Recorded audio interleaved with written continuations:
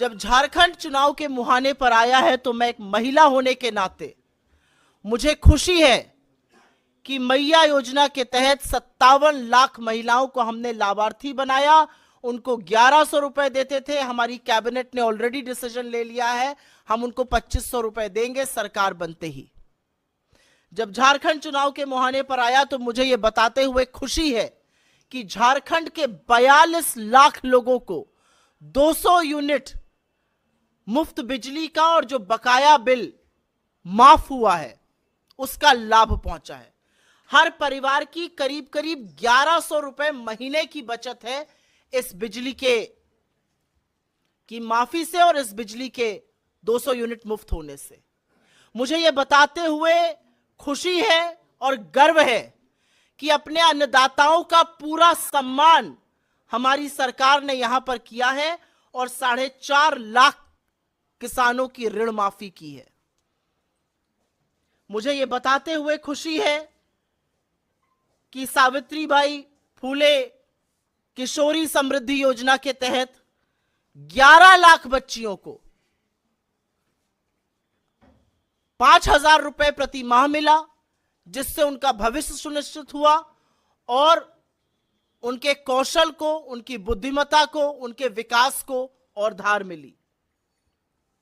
मुझे यह कहते हुए खुशी है कि 26 लाख से ज्यादा लोग अबुआ आवास योजना में लाभार्थी बने और हमने कोई बिना भेदभाव किए, बिना नफरत फैलाए, प्यार से, मोहब्बत से जो हमारा नारा है, लोगों को घर दिए जब केंद्र सरकार ने अपने पांव पीछे और हाथ पीछे घसीट लिया। मुझे कहते हुए यह खुशी है कि 72,000 शिक्षकों का मानदेय बढ़ाया। कहते हुए खुशी है कि पुलिस को 1 महीने की अतिरिक्त यहां पर तनख्वाह दी जाती है, जो सुरक्षित रखती है प्रदेश को, जो सुरक्षित रखती है आप लोगों को। और आगे वाला जो प्रारूप है उसकी हमारी गारंटी कल कांग्रेस अध्यक्ष खरगे जी झारखंड में हैं, वो हमारी गारंटी इस कार्यक्रम को, इस लाभ को, इन जन कल्याणी जनहित योजनाओं को आगे बढ़ाते हुए जरूर आपके साथ साझा करेंगे। आपका झारखंड का 1,36,000 करोड़ रुपया केंद्र की सरकार दबाए बैठी हुई है। ये वो खनन का पैसा है जो आपको मिल जाना चाहिए था। और मैं कुछ आंकड़ों के माध्यम से आपको बता देती हूं कि अगर यह पैसा झारखंड को मिल गया होता तो झारखंड की सरकार इससे क्या क्या कर सकती थी। यह पैसा तो हम लेकर रहेंगे और यह सारी चीजें हम करके रहेंगे, लेकिन 1,36,000 करोड़ अगर हमारा बकाया ना होता केंद्र सरकार के पास और केंद्र सरकार को यह पैसा हमें मिल गया होता केंद्र सरकार से, और आज मोदी जी आए हैं तो हमारा तो एक ही नारा है, मोदी जी आए हैं तो देकर भी जाइए, हमारा बकाया ही देते जाइए, कुछ और ना दीजिए। अगर ये 1,36,000 करोड़ रुपए हमें मिल गए होते तो हम 42,500 छात्रों को 5 साल के लिए स्कॉलरशिप दे सकते थे। 5 साल के लिए 42,500 छात्रों को। अगर ये 1,36,000 करोड़ रुपए हमें मिल गए होते तो हम करीब करीब 3 लाख छात्रों को एकलव्य प्रशिक्षण योजना 70 साल के लिए दे सकते थे। अगर ये 1,36,000 करोड़ हमें मिल गए होते तो जल जीवन मिशन के तहत पेयजल की समस्या जड़ से समाप्त हो गई होती। अगर ये 1,36,000 करोड़ रुपए पर कुंडली मारकर केंद्र सरकार हमारे पैसे पर ना बैठी होती तो 42,500 छात्रों को जो फॉरेन भेजकर, जो विदेश भेजकर पढ़ाने की छात्रवृत्ति है वो मिल गई होती। अगर ये पैसा 1,36,000 करोड़ जो हमारा पैसा हमें मिल गया होता झारखंड में तो 68 लाख किसानों का 2 लाख रुपए का ऋण माफ हो गया होता। 68 लाख किसानों का 2 लाख तक का ऋण माफ हो गया होता अगर केंद्र सरकार ने हमें यह पैसा दे दिया होता। अगर यह पैसा हमें दे दिया होता तो 68 लाख अबुआ आवास बन जाते, लेकिन यह पैसा हमें नहीं दिया गया और उसके बावजूद भी हमने जनहित और जन कल्याणी योजनाओं में कोई कमी नहीं आने दी। आपके साथ ये आंकड़े इसलिए साझा किए क्योंकि चुनाव का मौसम है और जुमले की बारिश करने वाले मैदान में उतर चुके हैं और बड़ी बड़ी बातें कर रहे हैं। तो उनसे ये सवाल पूछना है कि प्रभु सब कुछ तो ठीक है, 1,36,000 करोड़ हमारे कब दीजिएगा? दे दीजिएगा तो हमारे बच्चों का, हमारे युवाओं का, हमारे वृद्धों का, हमारे गरीबों का भला हो जाएगा। मैं यहां आने से पहले बीजेपी का घोषणा पत्र पढ़ रही थी।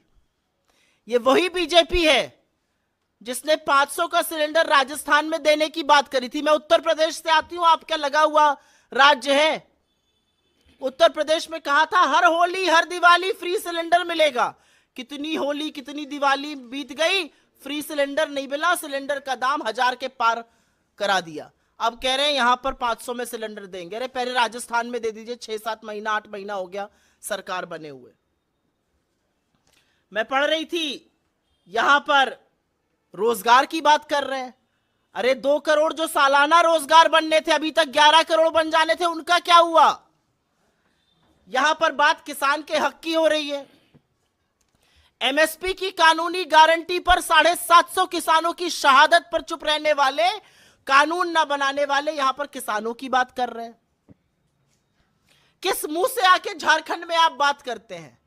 आपके मैनिफेस्टो में सरना धर्म कोड भी नहीं है।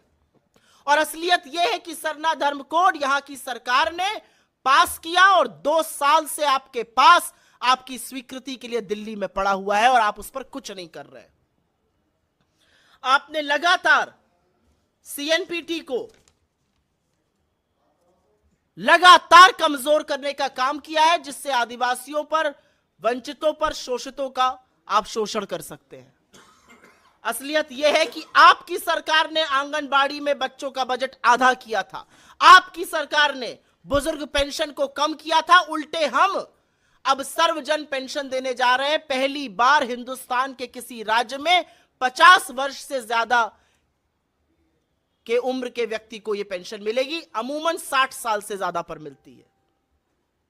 आपने 11 लाख राशन कार्ड खत्म किए थे, हमने वो बहाल किए और हमने नए लाभार्थी जोड़े। बातें बहुत है करने को, लेकिन यह सच है कि चाहे वो सरना धर्म कोड हो, आपसे सवाल पूछा जाएगा आपकी मंशा क्या है?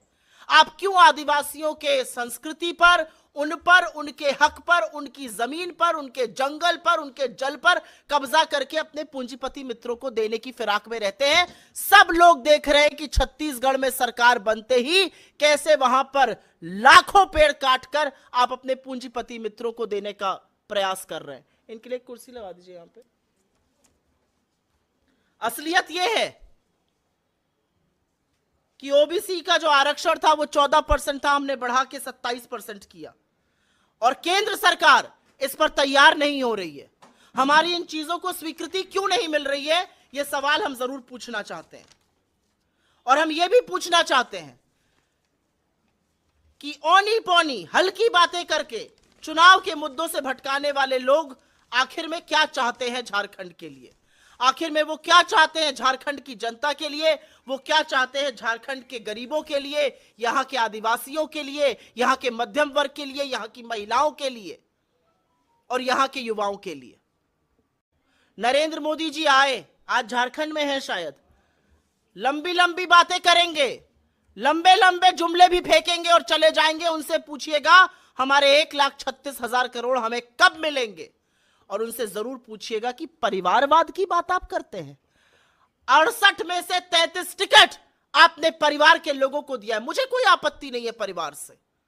जिसका परिवार होता है उसको परिवार की चिंता होती है। जो परिवार की चिंता करता है वो आस पड़ोस के लोगों की भी चिंता करता है, बच्चों की चिंता करता है, युवाओं की चिंता करता है। यह असलियत है। आपने अर्जुन मुंडा की पत्नी को टिकट दिया, आपने रघुवर दास की बहू को टिकट दिया, आपने चंपई सोरेन के बेटे को टिकट दिया। ऐसा कौन है जिसको आपने टिकट नहीं दिया? 33 टिकट आपने परिवार से संबंधित लोगों पर दिया और आप यहां के परिवारवाद की बात करिएगा। मेरा अपना मानना है जो कोई व्यक्ति जनता के माध्यम से चुनकर आ जाता है उस पर इस तरह का ठप्पा नहीं लगाना चाहिए। जनता जिस पर मोहर अपने आशीर्वाद की लगा देती है वो लोकतांत्रिक तरीके से चुनकर आता है। परिवारवाद कहकर आप जनता का मनोबल, जनता के मताधिकार, जनता के मत का अपमान करते हैं। लेकिन क्योंकि आप परिवारवाद की बात करते हैं तो यह 33 टिकट की असलियत बता दीजिए आज, क्यों और कैसे इनको दिया गया। और असलियत यह है कि बीजेपी के पास ना कोई नीति है, ना कोई दृष्टि है, ना कोई दृष्टिकोण है, ना कोई व्यापक समझ है। असलियत यह है कि उनको एक नेता भी इंपोर्ट करके लाना पड़ा जो एक सेफ सीट ढूंढते रह गए और अब जो सीट मिली है वहां पर हारने की कगार पर है।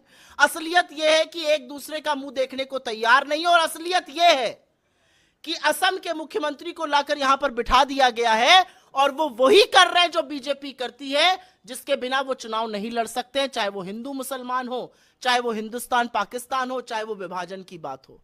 हम मोहब्बत की बात करते हैं, हम प्रेम की बात करते हैं, हम उन लोगों की बात करते हैं जिनको संविधान ने हक दिया है। और मेरे नेता जैसे कहते हैं, इस देश के संविधान की रक्षा के लिए अगर हमें अपने प्राणों की आहुति देनी पड़े तो हम देने के लिए तैयार हैं। यह संविधान है जो आदिवासियों को, दलितों को, पिछड़ों को, गरीबों को उनका हक देता है, जिस हक को मारने की कोशिश भाजपा बार बार करती है। झारखंड की जनता देवतुल्य है, सम्मानित है और बहुत समझदार है। और जहां से भी खबर आ रही है हमारी दोबारा से सरकार बनने जा रही है, हम अपनी जन कल्याणी जनहित योजनाएं जारी रखेंगे, उनको और भी बेहतर बनाएंगे। और झारखंड एक चीज का हिसाब जरूर करेगा, झारखंड हिसाब करेगा अपने चुने हुए मुख्यमंत्री के तिरस्कार का, उसको प्रताड़ित होने का, उसके साथ जो अत्याचार हुआ उसका। झारखंड हिसाब करेगा कि जब चुनाव हो रहा था, जनरल इलेक्शन, तो झारखंड के मुख्यमंत्री को 2 दिन के लिए भी प्रचार के लिए नहीं निकलने दिया गया था। झारखंड बहुत सारे हिसाब करने जा रहा है। झारखंड देख रहा है कि कांग्रेस की सरकारें तेलंगाना में, कर्नाटका में, हिमाचल में कैसे चल रही हैं। और झारखंड यह भी देख रहा है कि छत्तीसगढ़ में आदिवासियों के साथ क्या हो रहा है, मध्य प्रदेश में महिलाओं के साथ क्या हो रहा है, यूपी में गरीबों के साथ क्या हो रहा है। झारखंड सब कुछ देख रहा है और झारखंड सब कुछ देखकर, सब समझकर नीतिगत फैसला करेगा। मुझे पूरा भरोसा है हमें पुनः सेवा का अवसर देगा।